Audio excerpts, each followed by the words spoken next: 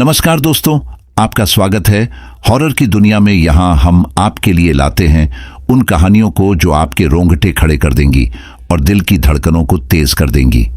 ऐसी रहस्यमयी कहानियां जहां आपको हर पल डर और खौफ का एहसास होगा। आज की हमारी कहानी है ट्रक ड्राइवर और छलावा। मेरी आपसे इतनी गुजारिश है कि आप अगर इस कहानी को पूरा सुनेंगे तो आपको सच में बहुत ज्यादा मजा आने वाला है। साथ ही अगर आप पहली बार हमारे इस चैनल पर आए हैं तो चैनल को अभी सब्सक्राइब कर लीजिए। ऐसा करने से हमारी और आपकी नजदीकियां बढ़ जाएगी और आगे आने वाली वीडियो आप तक आसानी से पहुंच जाएंगी। तो ज्यादा समय न लेते हुए जल्दी से अपनी कहानी को शुरू करते हैं। नमस्कार दोस्तों, मेरा नाम मोतीलाल है। मेरी उम्र 55 साल है। मैं उत्तराखंड का रहने वाला हूं और पिछले 30 साल से ट्रक चलाने का काम कर रहा हूं। ट्रक चलाना मेरे लिए सिर्फ काम नहीं बल्कि जिंदगी का एक हिस्सा बन चुका है। मैंने उत्तर से दक्षिण और पूरब से पश्चिम तक देश के हर कोने में सफर किया है। लेकिन दोस्तों, आज जो मैं आपको बताने जा रहा हूं वो मेरी जिंदगी की सबसे खौफनाक घटना है। ये घटना सुनने के बाद शायद आप भी रात में पहाड़ी रास्तों पर सफर करने से डरने लगेंगे। ये घटना उस रात की है जब मैंने मौत को अपनी आंखों के सामने देखा था और ऐसा छलावा देखा जिसे भुलाना मेरे लिए नामुमकिन है। उस रात ठंड अपने चरम पर थी। पहाड़ों की सर्द हवाएं हमारी ट्रक के शीशे को हिला रही थीं। मैं और मेरा खलासी मनोज, जो महज 30 साल का था, उत्तराखंड से असम के लिए एक लंबा सफर तय करने निकले थे। ट्रक में बड़ी मात्रा में सामान लदा हुआ था और हमें 3 दिनों के भीतर इसे असम पहुंचाना था। रात के करीब 11 बज चुके थे और हम एक सुनसान पहाड़ी हाईवे पर सफर कर रहे थे। आसमान में बादल छाए हुए थे जिससे चांद की रोशनी भी हमारी मदद नहीं कर पा रही थी।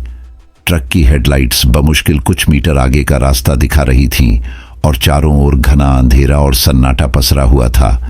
ऐसा सन्नाटा जिसे सुनकर किसी के भी रोंगटे खड़े हो जाएं।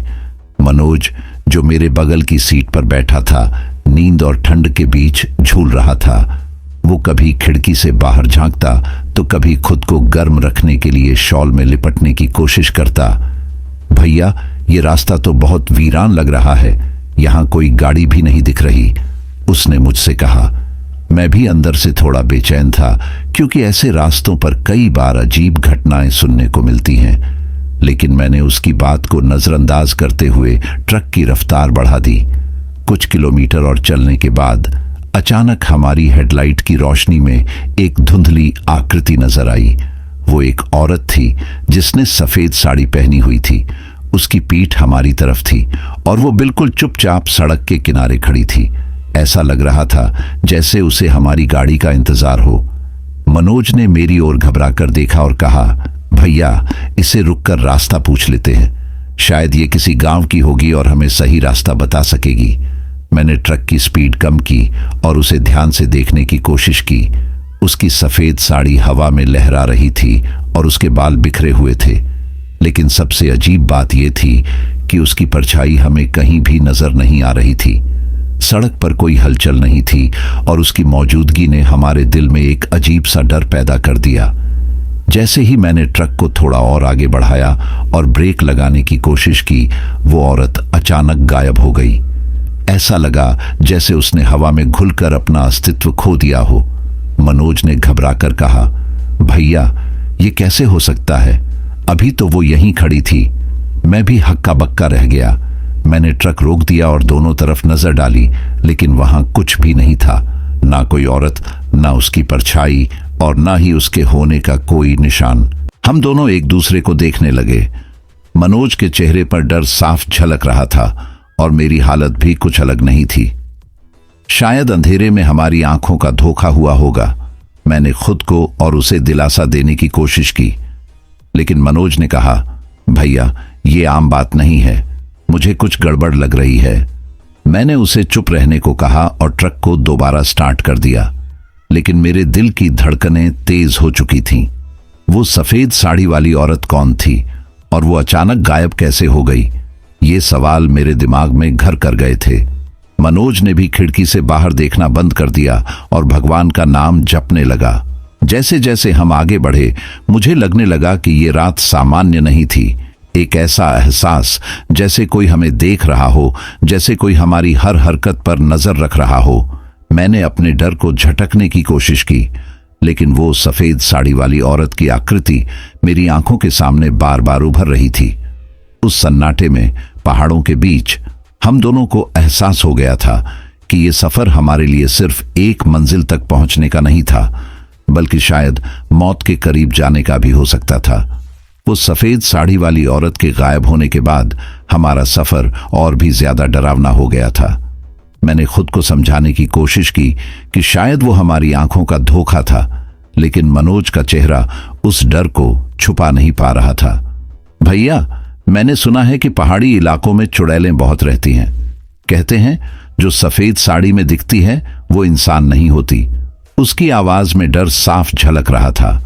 मैंने उसे चुप रहने को कहा, लेकिन मेरे अंदर भी एक अनजाना खौफ दस्तक देने लगा था। रास्ता अब और सुनसान और रहस्यमय हो गया था। आसमान में बादल घने हो चुके थे और ठंडी हवाओं का शोर इतना तेज था कि ऐसा लग रहा था जैसे कोई अंधेरे में छुपकर हमसे बात कर रहा हो। ट्रक की हेडलाइट्स सामने के रास्ते को उजागर कर रही थीं, लेकिन ऐसा लग रहा था जैसे रोशनी भी डर के आगे कमजोर पड़ रही हो। चारों तरफ सन्नाटा था, लेकिन उस सन्नाटे में भी कुछ अनकहा सुनाई दे रहा था, जैसे किसी की धीमी धीमी फुसफुसाहट। कुछ देर बाद ट्रक की रोशनी में हमें सड़क पर कुछ अजीब सा दिखाई दिया। ऐसा लग रहा था जैसे सड़क पर किसी ने कोई बड़ा काला कपड़ा फेंक रखा हो। मैंने ट्रक की स्पीड कम की और ध्यान से देखा। वो काले कपड़े की तरह दिखने वाली चीज अचानक हिलने लगी। भैया, ये क्या है? मनोज ने घबरा कर कहा। इससे पहले कि मैं कुछ जवाब देता, वो चीज धीरे धीरे सड़क के किनारे सरकने लगी और फिर गायब हो गई। हमने रुककर देखने की हिम्मत नहीं की, क्योंकि डर पहले से ही हमारे दिलों में अपनी जगह बना चुका था। मैंने मनोज से कहा, शायद ये कोई जानवर होगा। इस रास्ते पर ऐसी चीजें आम हैं। लेकिन मेरी आवाज खुद मुझे आश्वस्त नहीं कर पा रही थी। मनोज ने धीरे से कहा, भैया, ये जानवर नहीं था। कुछ तो गड़बड़ है।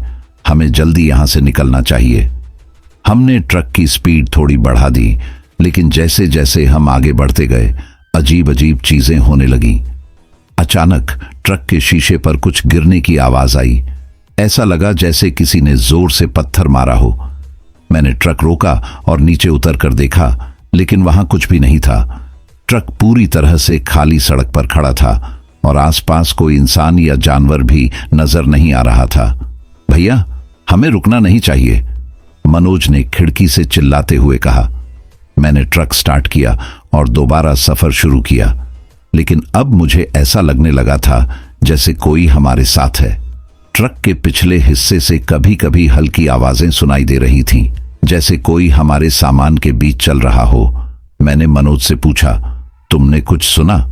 उसने कहा, भैया, मैं सुनना नहीं चाहता, मुझे बस इस रास्ते से निकलने की जल्दी है। कुछ ही देर बाद हमारी नजर फिर उसी सफेद साड़ी वाली औरत पर पड़ी। इस बार वो सड़क के बीचों बीच खड़ी थी और उसकी तरफ हमारा ट्रक तेजी से बढ़ रहा था। मैंने ब्रेक लगाई, लेकिन ट्रक रुकने का नाम ही नहीं ले रहा था। मनोज चिल्लाया, भैया संभालो। मैं पूरी ताकत से ब्रेक दबा रहा था, लेकिन ट्रक सीधे उस औरत के अंदर से गुजर गया। जैसे ही ट्रक उसके पार हुआ, मुझे पीछे से ठहाके की एक भयानक आवाज सुनाई दी। ऐसा लग रहा था जैसे किसी ने हमारे डर का मजाक उड़ाया हो। मैंने शीशे में पीछे देखा, लेकिन वहां कुछ भी नहीं था। मनोज रोने जैसा हो गया था। भैया, ये चुड़ैल है, हमें इस रास्ते से नहीं जाना चाहिए, ये हमें मार डालेगी। उस पल मुझे एहसास हुआ कि हम किसी आम घटना का हिस्सा नहीं थे। ये रास्ता हमें कहीं और ले जा रहा था। ये सिर्फ एक सफर नहीं था, ये छलावे की शुरुआत थी।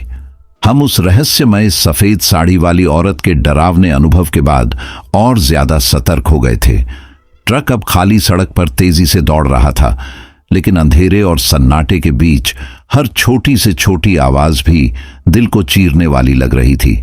चारों तरफ घने पेड़ों की कतारें थीं, जिनके पत्ते ठंडी हवाओं में खड़खड़ा रहे थे। उस सड़क पर ना तो कोई गाड़ी थी, ना कोई इंसान। ऐसा लग रहा था जैसे पूरा इलाका वीरान हो गया हो। मनोज की घबराहट बढ़ती जा रही थी। वो बार बार खिड़की से बाहर झांकता और कुछ बड़बड़ाता, जैसे वो खुद को शांत करने की कोशिश कर रहा हो। मैंने उससे पूछा, क्या हुआ, कुछ दिखा क्या? उसने धीमी आवाज में कहा, भैया ऐसा लग रहा है जैसे कोई हमारे साथ चल रहा है।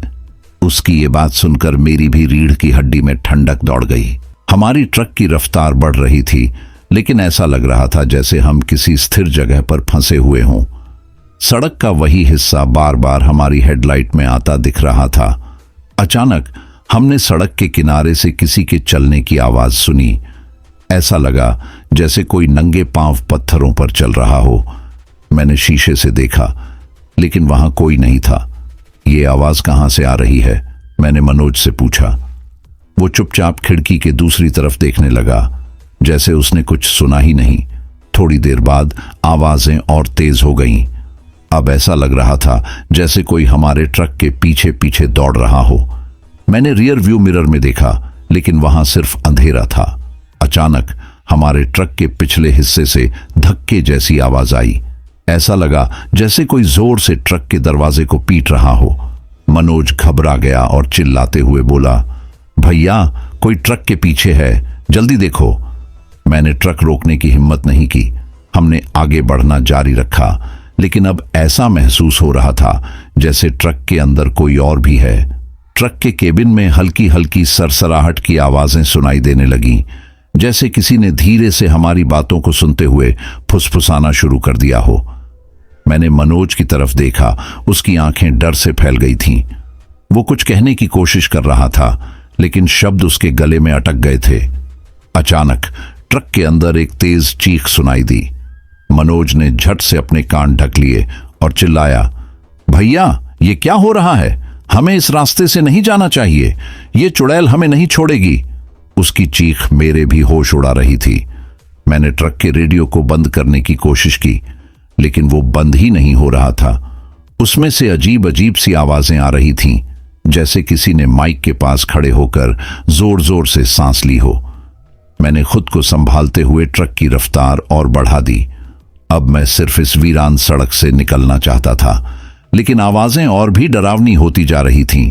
ऐसा लग रहा था जैसे कोई हमारे बहुत पास आकर हंस रहा हो, और वो हंसी हमारे दिल में एक अजीब सा डर पैदा कर रही थी। मनोज ने कांपते हुए खिड़की से बाहर देखा और एक झटके में पीछे हट गया। भैया वो औरत फिर से दिखी, वो हमारी ट्रक के बराबर चल रही है। मैंने उसकी तरफ देखा और तेजी से ट्रक चलाते हुए सिर्फ यही सोचा कि इस सड़क पर हमसे क्या गलती हो गई है। आवाजें अब बंद नहीं हो रही थीं, वो लगातार हमारे कानों में गूंज रही थीं, जैसे हमें डराने का खेल चल रहा हो। यह सिर्फ खाली सड़क नहीं थी, ये सड़क हमें अपनी गिरफ्त में ले रही थी। वो आवाजें हमारी कमजोरी को भांप चुकी थीं और अब हमें तोड़ने की पूरी कोशिश कर रही थीं, लेकिन ये सिर्फ शुरुआत थी। हम नहीं जानते थे कि आगे क्या होने वाला है। जैसे ही मैंने ट्रक स्टार्ट किया, अचानक अंदर से एक अजीब सी गंध आने लगी। यह गंध किसी सड़े हुए मांस जैसी थी, जिसने हमें पूरी तरह से विचलित कर दिया। मैं और मनोज एक दूसरे की तरफ देखने लगे। मनोज ने नाक बंद करते हुए कहा, भैया ये गंध कहां से आ रही है? ट्रक में तो ऐसा कुछ नहीं था। मैंने ट्रक का इंजन चेक किया, लेकिन कुछ भी असामान्य नहीं लगा। हमने इसे नजरअंदाज करने की कोशिश की और आगे बढ़ने लगे। तभी ट्रक के रेडियो ने अचानक काम करना शुरू कर दिया। यह और भी अजीब था, क्योंकि रेडियो को मैंने खुद खराब देखा था। पहले तो उसमें से केवल फुसफुसाहट सुनाई दी, जैसे कोई धीरे धीरे कुछ बोल रहा हो। लेकिन धीरे धीरे फुसफुसाहट तेज होती गई और अचानक उसमें से एक बच्चे की हंसी सुनाई दी। वो हंसी ऐसी थी जैसे किसी मासूम बच्चे ने अपने खिलौने के साथ खेलते हुए अचानक शैतानी रूप ले लिया हो। उसकी हंसी में एक अजीब सी खौफनाक गूंज थी, जिसने मेरी रूह को झकझोर कर रख दिया। मनोज ने डरते हुए रेडियो को बंद करने की कोशिश की, लेकिन वो बंद ही नहीं हो रहा था। उसकी आवाज और तेज होती जा रही थी। अब ऐसा लग रहा था जैसे ट्रक के हर कोने से वही हंसी गूंज रही हो। मनोज के माथे पर पसीना छलकने लगा। उसने घबराते हुए कहा, भैया ये रेडियो अचानक कैसे काम करने लगा? और ये आवाज ये इंसानी नहीं लग रही। मैं खुद इतना डरा हुआ था कि उसे जवाब देने के बजाय बस ट्रक की रफ्तार बढ़ाने की कोशिश करने लगा। लेकिन रेडियो की आवाज अब बदल चुकी थी। उसमें अब एक गहरी गंभीर सी फुसफुसाहट सुनाई दे रही थी। ऐसा लग रहा था जैसे कोई हमारे नाम लेकर हमें पुकार रहा हो। मोती, मोती। वो आवाज मेरे नाम को बार बार दोहरा रही थी। ये सुनकर मेरी उंगलियां स्टीयरिंग पर जम गईं।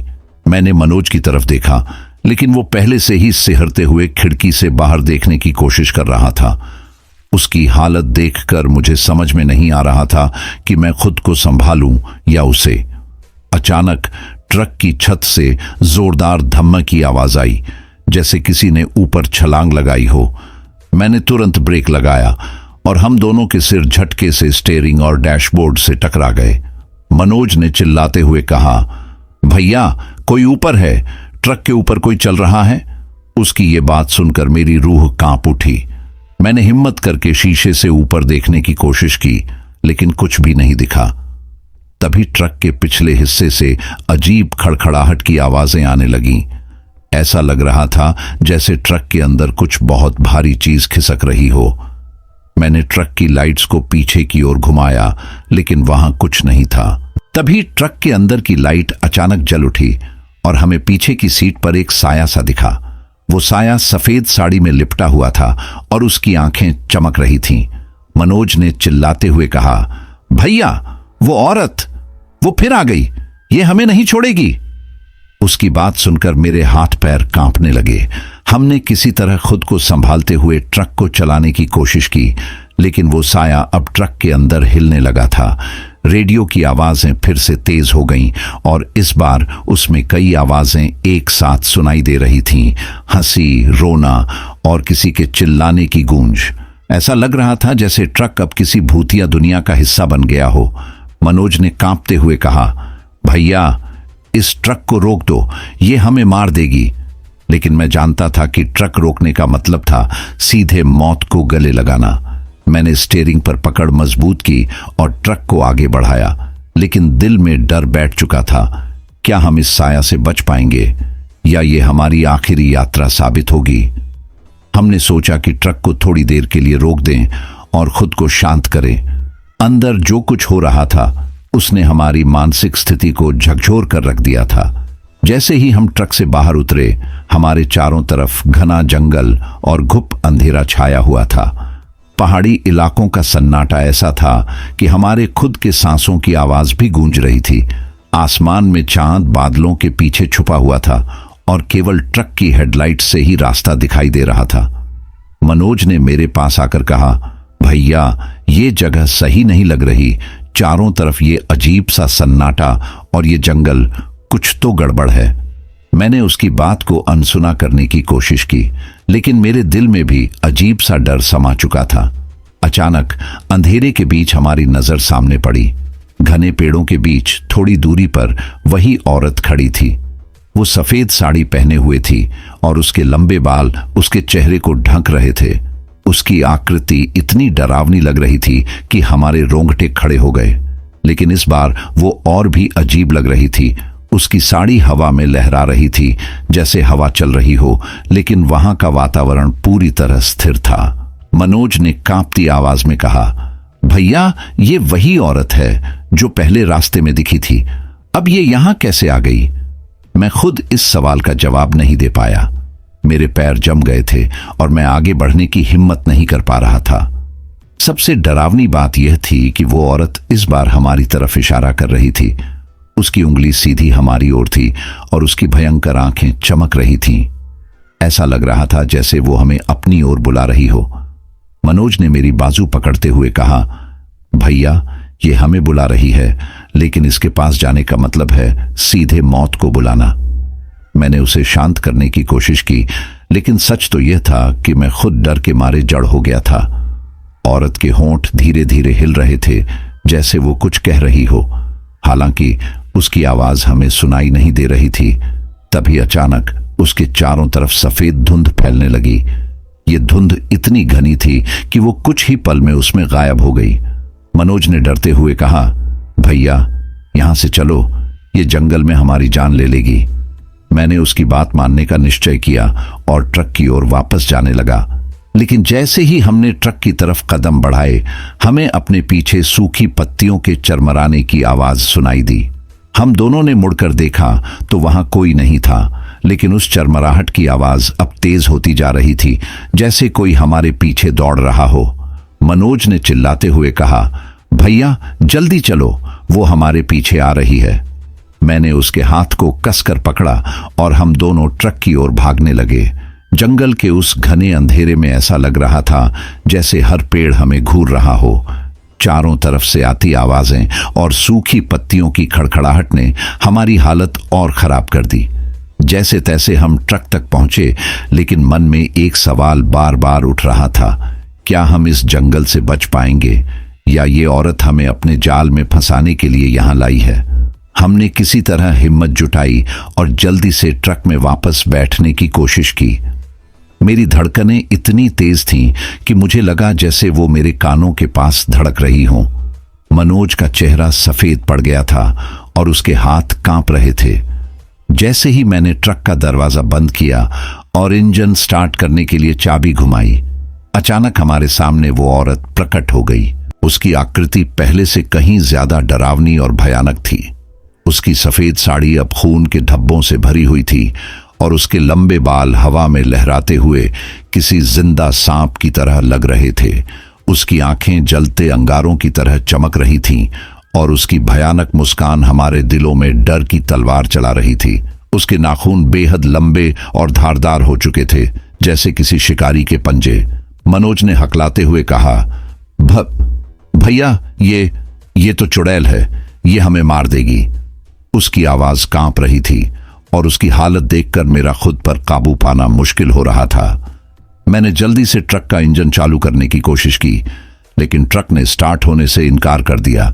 जैसे ही मैंने फिर से चाबी घुमाई, वो चुड़ैल ट्रक के बोनट पर चढ़ गई। उसने अपनी भयानक आंखों से हमें घूरा और फिर धीरे धीरे ट्रक के शीशे की ओर झुकने लगी। उसकी आंखें इतनी करीब थीं कि ऐसा लग रहा था जैसे वो शीशे को तोड़कर अंदर आ जाएगी।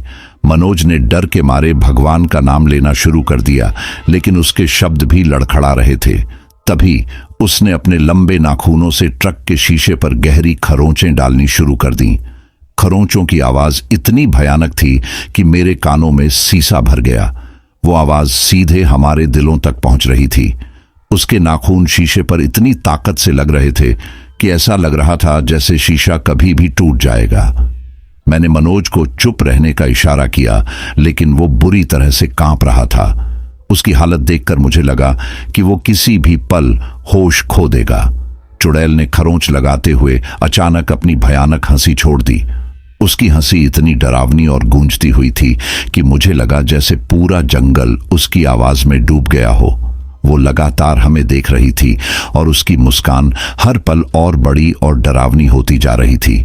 मैंने अपनी पूरी ताकत लगाकर इंजन को चालू करने की कोशिश की, लेकिन ट्रक ने साथ देने से इनकार कर दिया।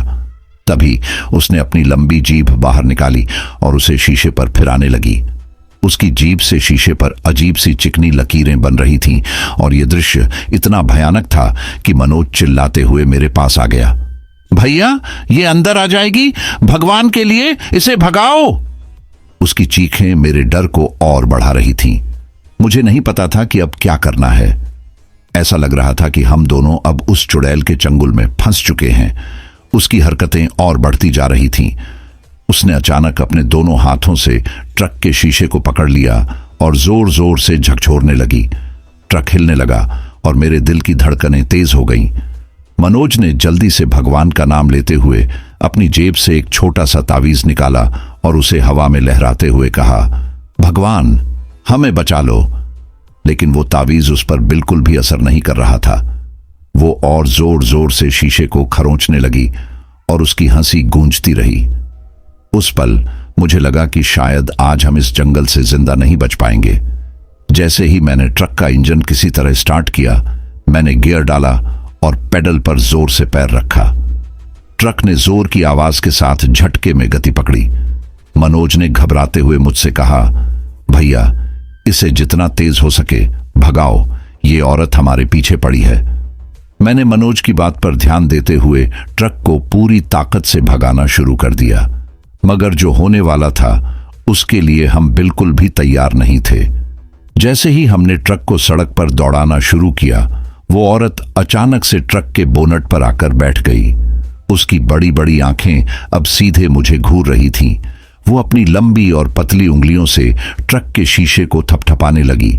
उसकी हर थपकी हमारे दिलों की धड़कनों को और तेज कर रही थी। उसकी हरकतें इतनी डरावनी थीं कि मेरी आंखें बार बार सड़क और उस औरत के बीच भटक रही थीं। मनोज ने अपनी सीट पर सिकुड़ते हुए कहा, भैया, ये चुड़ैल हमें मारने पर तुली है। ये किसी भी पल अंदर आ सकती है। मैं उसकी ओर देख नहीं सका क्योंकि मेरे पास सड़क से नजर हटाने का मतलब था दुर्घटना, मगर मेरी नजर के कोने से मैंने देखा कि वो औरत बोनट से गायब हो गई। भगवान का शुक्र है। मैंने मनोज की ओर देखा और कहा, शायद वो चली गई। लेकिन मेरी बात पूरी होने से पहले ही वो औरत ट्रक के अंदर प्रकट हो गई। वो सीधे मनोज के पास की सीट पर बैठी थी और उसकी भयानक मुस्कान ने हमारे होश उड़ा दिए। मनोज ने चीखते हुए अपनी सीट से कूदने की कोशिश की, लेकिन वो जैसे किसी अदृश्य जाल में फंस गया था। वो औरत उसे घूरते हुए सिर्फ हंसे जा रही थी और उसकी हंसी ट्रक की दीवारों से टकराकर गूंज रही थी। मैंने अपने होश को संभालने की कोशिश की और ब्रेक लगाकर ट्रक को रोक दिया, लेकिन जैसे ही ट्रक रुका, वो औरत फिर गायब हो गई। मैंने मनोज को हिलाते हुए कहा, मनोज, होश में आ, वो चली गई। मनोज ने कांपते हुए मेरी ओर देखा और कुछ कहने की कोशिश की, लेकिन उसके शब्द अटक गए। हमने सोचा कि अब हम सुरक्षित हैं, लेकिन ये हमारा भ्रम था। जैसे ही मैंने ट्रक को दोबारा स्टार्ट किया और कुछ दूर चला, वो औरत अब ट्रक के पीछे बैठी हुई दिखाई दी। वो हाथ हिलाकर हमें बुला रही थी, जैसे कोई मुसाफिर लिफ्ट मांग रहा हो। मैंने अपने रियर व्यू मिरर से उसकी भयानक मुस्कान देखी। उसकी आंखों में जलती हुई आग थी और उसके बाल हवा में उफन रहे थे। मनोज ने मुझसे कहा, भैया, इसे इग्नोर करो, इसे मत देखो, ये छलावा कर रही है। मैंने उसकी बात मानने की कोशिश की और ध्यान सड़क पर रखने का प्रयास किया, मगर मेरी आंखें बार बार मिरर की तरफ खींच जाती थीं। फिर अचानक वो औरत ट्रक के पिछले हिस्से से गायब हो गई। हमने चैन की सांस भी नहीं ली थी कि एक भयानक आवाज हुई। ऐसा लगा जैसे कोई ट्रक की छत पर जोर जोर से कूद रहा हो। मैंने ट्रक को रोकने का फैसला किया, लेकिन मनोज ने कहा, भैया, मत रोको, ये हमें फंसाने की कोशिश कर रही है। मैं उसकी बात मानकर ट्रक को तेज भगाने लगा। जैसे जैसे ट्रक की रफ्तार बढ़ती गई, वैसे वैसे वो औरत बार बार हमारी ट्रक के अंदर और बाहर नजर आने लगी। कभी वो बोनट पर बैठकर अपने बाल संवारती, तो कभी खिड़की के बाहर झूलती हुई दिखाई देती। उसकी हर हरकत ने हमारे डर को और बढ़ा दिया। ऐसा लग रहा था जैसे वो हमारे साथ कोई डरावना खेल खेल रही हो। हम दोनों बुरी तरह से घबराए हुए थे। मैंने मनोज से कहा, मनोज, कुछ तो करना होगा, वरना ये हमें मार डालेगी। लेकिन मनोज खुद इतना डर चुका था कि उसकी जुबान से कोई शब्द नहीं निकल रहे थे।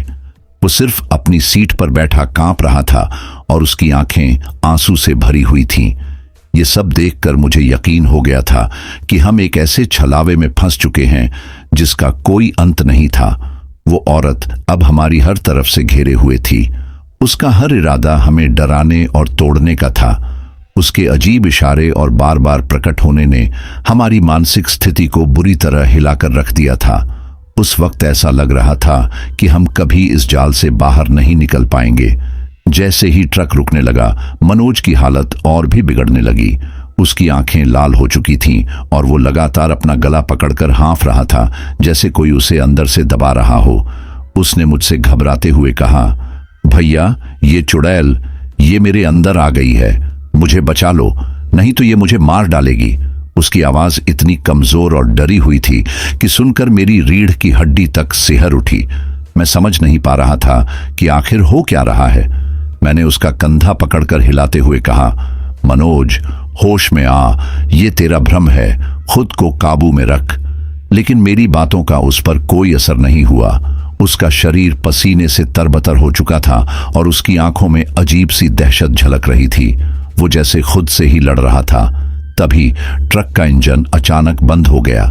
सड़क के बीचों बीच हमारा ट्रक पूरी तरह से ठहर गया और उसके साथ ही चारों तरफ घना सन्नाटा छा गया। ट्रक की हेडलाइट्स भी अचानक बंद हो गईं और अंधेरा इतना गहरा हो गया कि हमारी आंखों के सामने बस काला साया ही दिख रहा था। उस सन्नाटे में सिर्फ मनोज की हांफने की आवाज और मेरी तेज धड़कनें गूंज रही थीं। मैंने कोशिश की कि ट्रक को दोबारा स्टार्ट करूं, लेकिन चाबी घुमाते ही इंजन से एक डरावनी आवाज आई, जैसे कोई अंदर से उसे रोकने की कोशिश कर रहा हो। हर बार जब मैं चाबी घुमाता, ट्रक के अंदर की लाइट्स एक पल के लिए जलती और फिर तुरंत बुझ जाती। ऐसा लग रहा था मानो कोई ताकतवर चीज हमें आगे बढ़ने नहीं दे रही थी। इसी बीच मनोज ने अचानक अपनी सीट पर बैठकर जोर से चिल्लाना शुरू कर दिया। वो अपने गले को दोनों हाथों से जकड़ते हुए बुदबुदा रहा था, भैया, वो चुड़ैल मेरे पास है। वो मेरे अंदर घुसने की कोशिश कर रही है। मुझे ऐसा लग रहा है जैसे कोई मेरी सांसें खींच रहा हो। उसकी आवाज इतनी दर्द भरी और डरी हुई थी कि मेरे हाथ पैर सुन्न हो गए। मैंने हिम्मत जुटाकर उससे कहा, मनोज, अपना ध्यान मत खो। ये चुड़ैल बस हमें डराने की कोशिश कर रही है। तू भगवान का नाम ले, सब ठीक हो जाएगा। लेकिन मनोज ने मेरी ओर देखते हुए कहा, भैया, मैं मर जाऊंगा, मुझे बचा लो। ये मेरे गले पर बैठ गई है। उसकी आवाज कमजोर और टूटी हुई लग रही थी, जैसे उसने हार मान ली हो। तभी ट्रक के शीशे पर अचानक से कुछ खरोंचने की आवाज आई। मैंने शीशे की तरफ देखा तो वही सफेद साड़ी वाली औरत बाहर खड़ी थी। उसकी आंखें अब खून की तरह लाल हो चुकी थीं और उसके होंठों पर एक डरावनी मुस्कान थी। वो अपने लंबे लंबे नाखूनों से शीशे पर खरोंच डाल रही थी और उसकी खरोंचों की आवाज ने हमारे डर को और गहरा कर दिया। मनोज ने डर के मारे अपनी आंखें बंद कर ली और उसने अपनी सीट पर सिकुड़कर बैठने की कोशिश की। वो बार बार कह रहा था, भैया, ये चुड़ैल मुझे नहीं छोड़ेगी, मुझे बचा लो। उसकी हालत देखकर मेरा दिल बैठ गया। मैंने उसे बार बार शांत करने की कोशिश की, लेकिन उसकी घबराहट बढ़ती ही जा रही थी। मैंने ट्रक के अंदर पड़े एक लोहे के रॉड को उठाया और बाहर जाने का साहस जुटाया। मैंने सोचा, अगर मैं इस चुड़ैल का सामना करूंगा तो शायद ये हमें छोड़ दे। लेकिन जैसे ही मैंने दरवाजा खोलने की कोशिश की, वो औरत अचानक गायब हो गई। अब मेरी समझ में आ गया था कि ये कोई आम आत्मा नहीं, बल्कि एक खतरनाक छलावा था। मनोज अब पूरी तरह टूट चुका था। वो अपनी सीट पर बैठकर बुदबुदा रहा था, भैया, मुझे छोड़ दो, ये चुड़ैल मुझे खींच रही है, मैं इसे नहीं सह पाऊंगा। उसकी बातों ने मेरे अंदर का डर और भी बढ़ा दिया। मैंने ट्रक को दोबारा स्टार्ट करने की कोशिश की, लेकिन वो इंजन जैसे ठप हो चुका था। हमें अब एहसास हो गया था कि हम इस चुड़ैल के जाल में बुरी तरह फंस चुके हैं। उस डरावनी रात का खौफ अपने चरम पर था।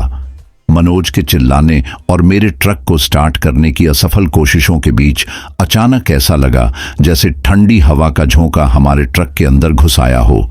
मैंने महसूस किया कि ट्रक का तापमान अचानक गिरने लगा और मेरी सांसें जैसे रुक सी गईं।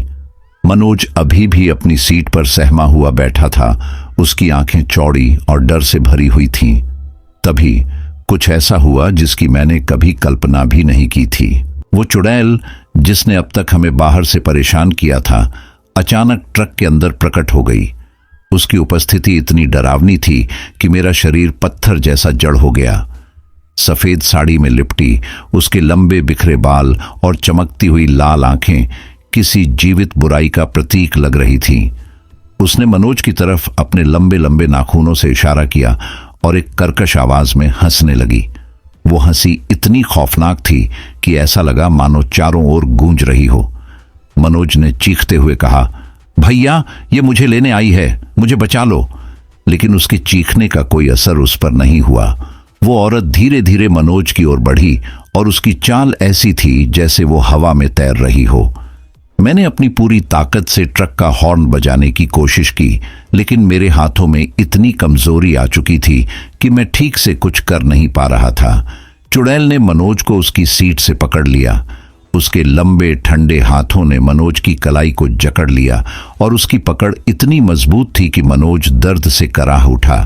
उसने मनोज को खींचते हुए ट्रक के बाहर निकालने की कोशिश की। मैंने देखा कि मनोज अपनी पूरी ताकत से खुद को बचाने की कोशिश कर रहा था, लेकिन वो चुड़ैल उसे खींचते हुए दरवाजे तक ले आई। उसकी हरकतें इतनी तेज और हिंसक थीं कि मैं कुछ समझ ही नहीं पा रहा था। मैंने हिम्मत जुटाई और ट्रक के हॉर्न पर अपना हाथ जमा दिया। हॉर्न की तीखी आवाज से वो चुड़ैल एक पल के लिए ठिठक गई। उसकी आंखों में गुस्से की एक भयानक चमक आई और उसने अपनी खौफनाक हंसी रोक दी। ऐसा लगा जैसे वो इस आवाज से चिढ़ गई हो। हॉर्न की लगातार आवाज के साथ ही वो अचानक गायब हो गई, मानो हवा में घुल गई हो। लेकिन उसके जाने के बाद भी डर खत्म नहीं हुआ। मनोज ट्रक के फर्श पर गिर पड़ा। उसका चेहरा सफेद पड़ चुका था और उसकी सांसें बहुत धीमी हो गई थीं। मैंने उसे उठाने की कोशिश की, लेकिन वो पूरी तरह बेहोश था। उसके शरीर पर चुड़ैल के लंबे नाखूनों के निशान साफ दिखाई दे रहे थे। मैंने ट्रक के अंदर से एक बोतल में पानी लिया और मनोज के चेहरे पर छींटे मारे। वो धीरे धीरे होश में आने लगा, लेकिन उसकी हालत बहुत खराब थी। उसकी आंखों में डर अभी भी साफ झलक रहा था और उसके होंठ बुदबुदा रहे थे। वो वापस आएगी, वो मुझे नहीं छोड़ेगी। उसकी ये बात सुनकर मेरा दिल दहल गया। मैंने तुरंत ट्रक को दोबारा स्टार्ट करने की कोशिश की। इस बार इंजन ने थोड़ी देर में ही काम करना शुरू कर दिया। मैंने ट्रक को पूरे स्पीड से चलाना शुरू किया, लेकिन मनोज अभी भी अचेत अवस्था में था। मुझे समझ नहीं आ रहा था कि आगे क्या होगा। वो चुड़ैल शायद अभी भी हमारे पीछे थी और हमें इस मौत के जाल से निकलने का कोई रास्ता नहीं सूझ रहा था। उस रात हमने मौत को बहुत करीब से महसूस किया। ऐसा लगा मानो उस चुड़ैल ने हमें जीते जी मरने जैसा अनुभव करा दिया था। जब मैंने अगली सुबह अपनी आंखें खोली तो सूरज की हल्की किरणें हमारी ट्रक की खिड़की से अंदर आ रही थीं। मैंने सिर उठाकर चारों तरफ देखा और पहली बात जो मुझे महसूस हुई वो थी एक भारीपन, जैसे किसी ने पूरी रात मेरी छाती पर बोझ रखा हो। हमारा ट्रक सड़क के किनारे खड़ा था, लेकिन कैसे? मुझे याद नहीं था कि मैंने इसे यहां पार्क किया था। मनोज, जो हमेशा सुबह सबसे पहले उठता था, इस बार अपनी सीट पर बेसुध पड़ा था। उसका चेहरा पीला पड़ चुका था। उसकी आंखें खुली थीं, लेकिन उनमें एक अजीब सा शून्य था। मैंने उसे झकझोरते हुए कहा, मनोज उठ, सुबह हो गई है। लेकिन उसने कोई जवाब नहीं दिया। उसके शरीर से डर और बेचैनी साफ झलक रही थी। उसकी आंखों में गहरे खौफ के निशान थे। आखिरकार उसने धीरे धीरे मेरी तरफ देखा और हकलाते हुए कहा, भैया, वो आएगी। उसने कहा था कि वो हमें नहीं छोड़ेगी। उसकी आवाज इतनी कमजोर और डर से भरी हुई थी कि मेरे रोंगटे खड़े हो गए। मैंने उसे शांत करने की कोशिश की, लेकिन उसकी हालत बिगड़ती जा रही थी। वो बार बार अपना सिर पकड़कर बुदबुदा रहा था। वो हंस रही थी। उसने कहा था कि मैं कभी नहीं बच पाऊंगा। भैया, ये सब खत्म नहीं होगा। उसकी बातों से मुझे एहसास हो गया कि रात की घटनाएं मनोज के दिमाग पर गहरा असर छोड़ चुकी थीं। वो बार बार अपने गले पर हाथ फेर रहा था, जैसे महसूस कर रहा हो कि कोई उसकी गर्दन दबा रहा हो। मैंने ट्रक से उतरकर आसपास का जायजा लिया। हम एक वीरान सड़क के किनारे खड़े थे। चारों तरफ पेड़ और जंगल का सन्नाटा था। सड़क पर कोई और वाहन नहीं था। ऐसा लग रहा था कि हम कहीं दूर, इस दुनिया से अलग एक डरावनी जगह पर फंसे हुए थे। लेकिन सबसे अजीब बात यह थी कि ट्रक पर किसी तरह की खरोंच या रात की घटनाओं का कोई सबूत नहीं था। ऐसा लग रहा था मानो जो कुछ भी हुआ वो बस एक डरावना सपना हो। लेकिन मनोज की हालत और हमारे अनुभव ने मुझे यकीन दिला दिया कि ये सब सच था। मनोज ने मुझसे कहा, भैया, मैं अब ये काम नहीं कर सकता। मैं इस ट्रक में दोबारा नहीं बैठूंगा। वो चुड़ैल मेरे साथ है, वो मुझे मार डालेगी। उसकी बातों ने मेरे दिल में और डर पैदा कर दिया। मैंने उसे शांत करने की कोशिश की, लेकिन वो हर चीज से डरने लगा। सड़क, पेड़, यहां तक कि ट्रक की आवाज से भी। उसकी हालत इतनी खराब हो गई कि मैंने उसे ट्रक में बैठाकर वापस किसी नजदीकी गांव ले जाने का फैसला किया। कुछ दिनों बाद मनोज ने ट्रक चलाना छोड़ दिया। उसने मुझसे कहा, भैया, मैं अब कभी ट्रक के पास भी नहीं जाऊंगा। वो चुड़ैल मेरे पीछे है। अगर मैंने फिर से पहाड़ी रास्तों पर सफर किया तो वो मुझे नहीं छोड़ेगी। उसकी बातों से मुझे एहसास हुआ कि वो घटना सिर्फ एक डरावना अनुभव नहीं थी, बल्कि हमारे जीवन में एक ऐसा मोड़ थी जिसने हमें हमेशा के लिए बदल दिया।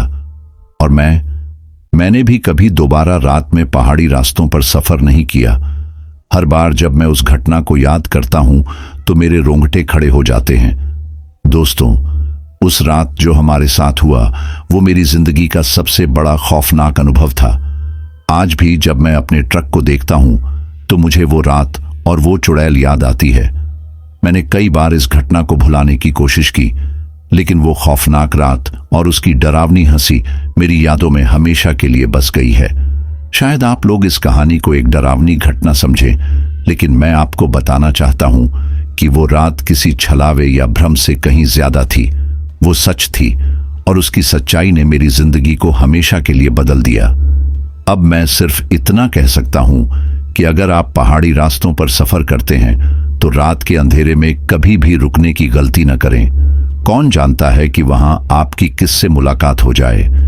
ये घटना हमें सिखाती है कि इंसानी हिम्मत और सावधानी से हम किसी भी डरावनी परिस्थिति का सामना कर सकते हैं। लेकिन हमें यह भी समझना चाहिए कि कभी-कभी अंधविश्वास और सच्चाई के बीच फर्क करना मुश्किल होता है।